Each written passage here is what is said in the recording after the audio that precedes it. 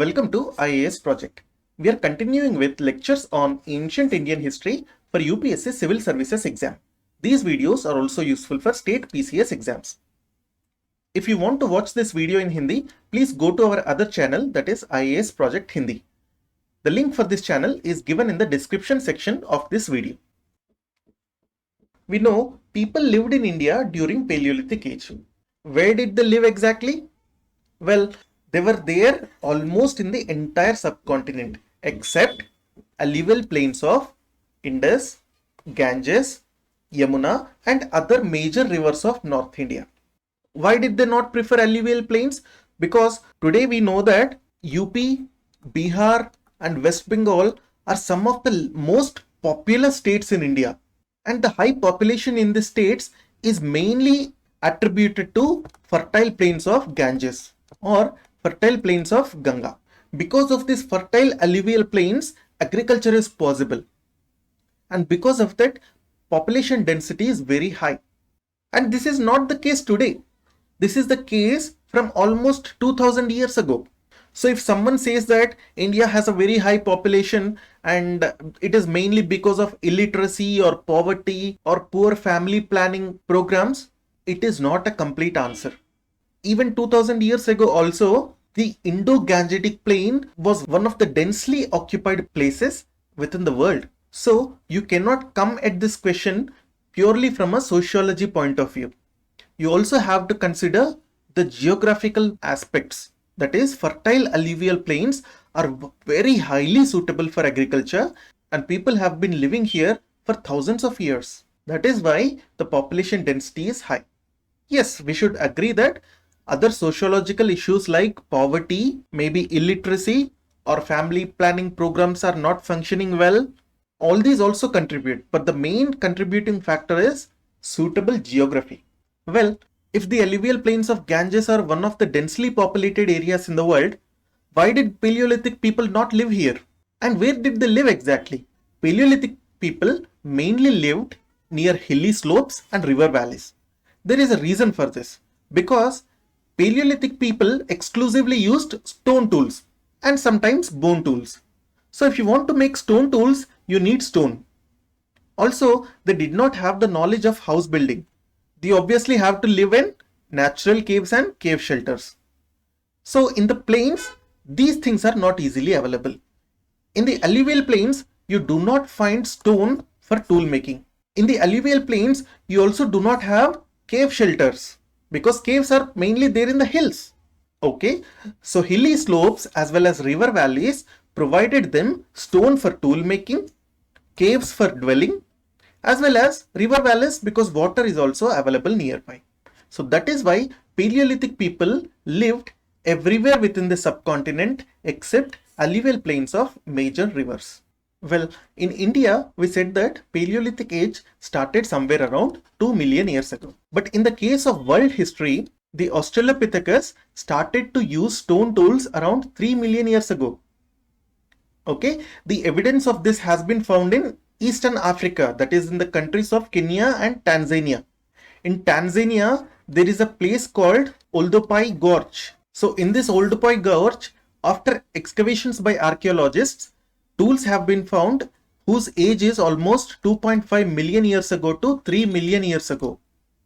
Okay, so because of the name Oldopai Gorge, these earliest stone tools were called as Oldowan stone tools.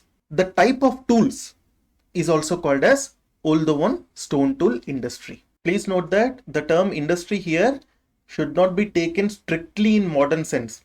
Yes, however, industry in this sentence means that the type of making of stone tools. So Oldowan stone tool industry made Oldowan type stone tools, which mainly was a Oldowan hand axe. So Australopithecus used stone tools.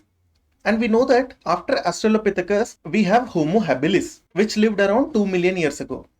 After Homo habilis, we have Homo erectus. Both Homo habilis as well as Homo erectus also used stone tools.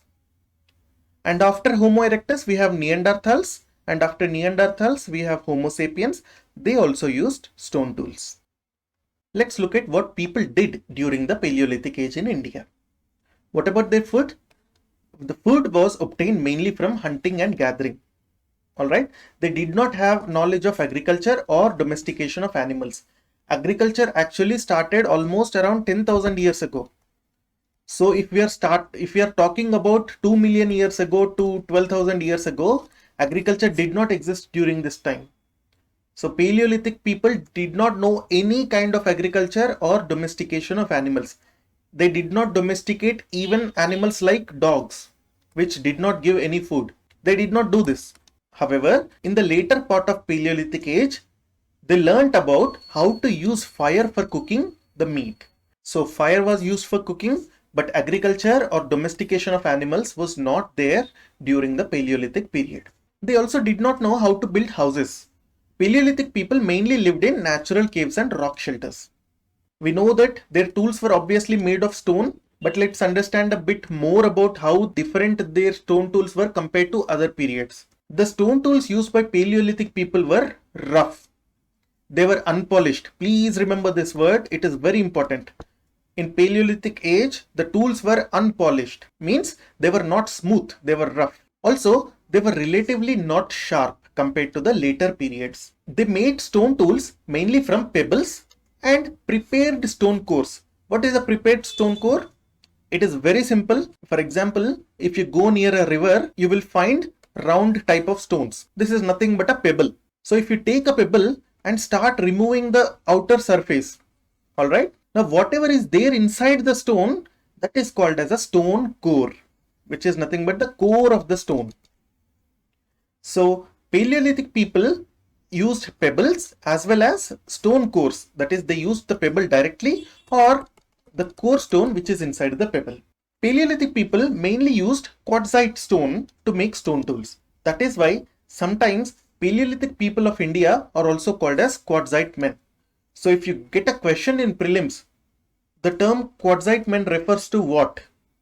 Options are given: Paleolithic people, Mesolithic people, Neolithic people, Bronze Age people. The answer will be Paleolithic people. So because they used quartzite to make stone tools. Quartzite is a type of stone. We will learn about quartzite very shortly. Also, pottery was not invented during this period. They did not have any knowledge of pottery. Why do you need pottery? You need pottery because you want to store something, right? If you're depending mainly on hunting and gathering, you don't need to store anything. For example, what do you store in your home today? You will store something like rice, wheat, barley, or some other grains, or let's say pulses, or let's say some masalas and all these. But if you're depending on hunting and gathering, you can just go outside, hunt, or pick a fruit from a tree and eat it. You don't need to store it. Yes, you need to store water, but they were already living near river valleys, so they did not store water also. So please try to understand the relation between agriculture and pottery. When people started agriculture, they had to store that food grains. Pottery was basically an innovation to store those food grains. In any culture, when there is no agriculture, there is no use of pottery. So obviously, necessity was not there of pottery, and pottery was not invented in Paleolithic age. What about the paintings? Initially, paintings were not done in Paleolithic period. Paleolithic age paintings mainly belong to last parts of Paleolithic age, which we also called as Upper Paleolithic age. So in Upper Paleolithic age, we have paintings, but in Middle Paleolithic age and Lower Paleolithic age, we did not find any paintings so far. If we consider examples of Paleolithic cultures in India, two best examples are Madrasian culture and Soan culture. Madrasian culture mainly belongs to South India, but evidences of Madrasian culture have been found in other places of India also. Okay, Madrasian culture was actually first discovered near Athirampakkam, which is very near to Chennai in Tamil Nadu. Okay, the type of stone tools that were used in Madrasian culture were called as Acheulean stone tools. The spelling is given here, but it is pronounced as Acheulean stone tools. Alright, Acheulean stone tools were actually first discovered in Africa. Okay, but in India also Acheulean stone tools were used. In fact, in India, stone tools resembling Oldovan culture were also used. It can be considered as a parallel discovery, or it can be interpreted as anything else. What matters is the Madrasian culture people used Acheulean stone tools which were very, very similar to those Acheulean stone tools used in Africa. The second example is Soan culture. Soan Valley actually is in Pakistan, alright? The name Soan culture comes from the Soan Valley area in Pakistan. But the major sites of Soan culture are near Shivalik Hills, that is in Pakistan, India, as well as Nepal also. You already know Shivalik Hills from geography. So Madrasian culture and Soan culture are the best examples of Paleolithic cultures in India. Now we called Paleolithic men in India as Quartzite men because they used quartzite to make stone tools. Okay, so Paleolithic people were called as Quartzite men because they used quartzite stone tools. What is quartzite exactly? Quartzite is nothing but a metamorphic rock. Okay, you know there are three types of rocks: igneous, metamorphic, and sedimentary. So quartzite particularly is a metamorphic rock, okay, which comes from sandstone. Sandstone is a sedimentary rock. So quartzite is nothing but a hard, non-foliated metamorphic rock which was originally pure quartz sandstone.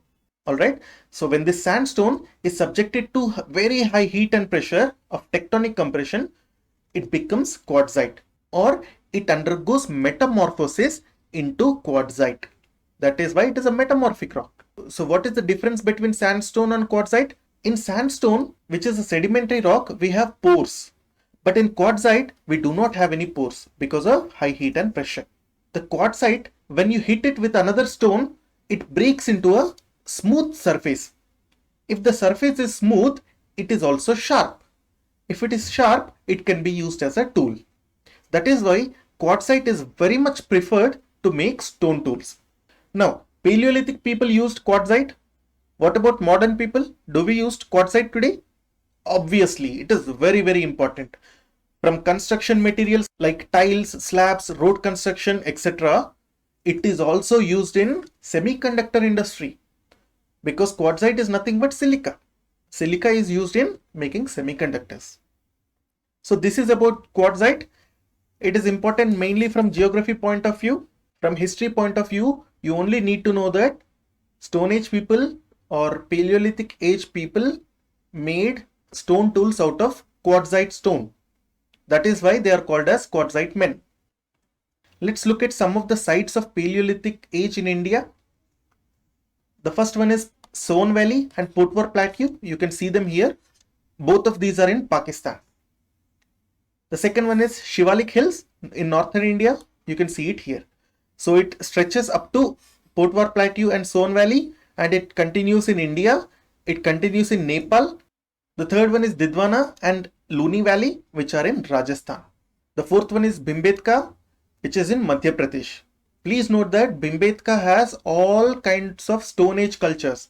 It has Old Stone Age as well as Middle Stone Age as well as New Stone Age.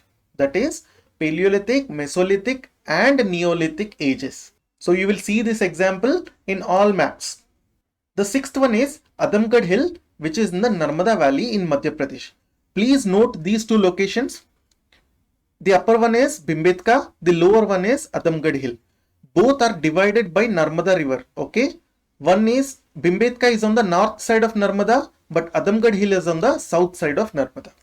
The fifth location is Hiran Valley, which is in Gujarat. Bailan Valley also in Uttar Pradesh, over here, very near to Prayagraj. The eighth one is Kurnool.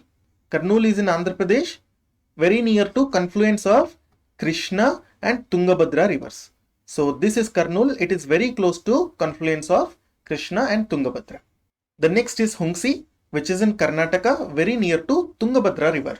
And the last one is Athirampakkam in Tamil Nadu, which is very near to Chennai. So how did Paleolithic Age end? Paleolithic Age, we know that it coincided with Pleistocene epoch. We called Pleistocene epoch as Great Ice Age. So when Great Ice Age ended, Paleolithic Age also ended. That is almost 11,700 years ago or 12,000 years ago. Now, there were some changes that happened when Ice Age ended. What were those changes? When Ice Age ended, climate became warmer and drier. Warmer is related to temperature, which means temperature went up. Drier means it is related to precipitation or rains, which means rainfall decreased. And because of warm climate, grasslands developed.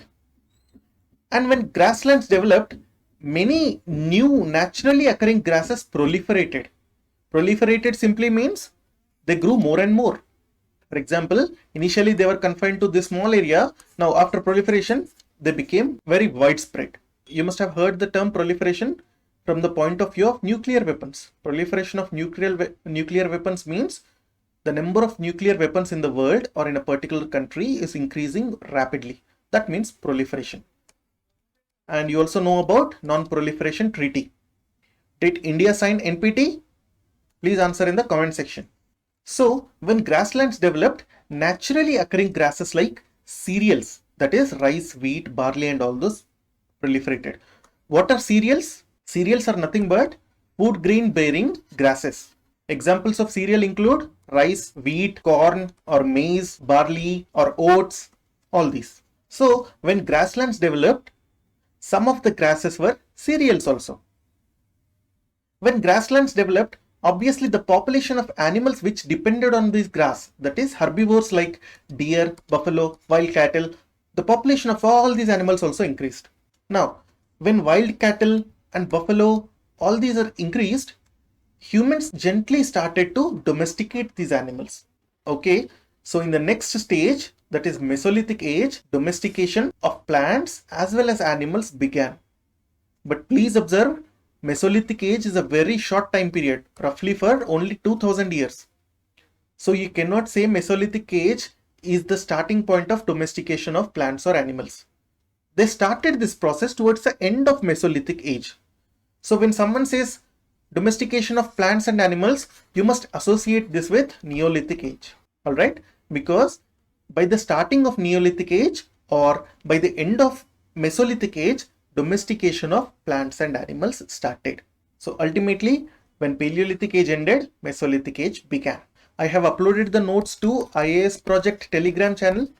So please go there, download these notes, download this presentation, also download the practice questions. We have talked about Narmada human previously, but as we are talking about Paleolithic Age here, let's quickly recap Narmada human. Narmada human was nothing but a fossil that was found near river Narmada, which is in Madhya Pradesh. And we know because of radiometric dating, Narmada human lived almost 5 lakh years ago.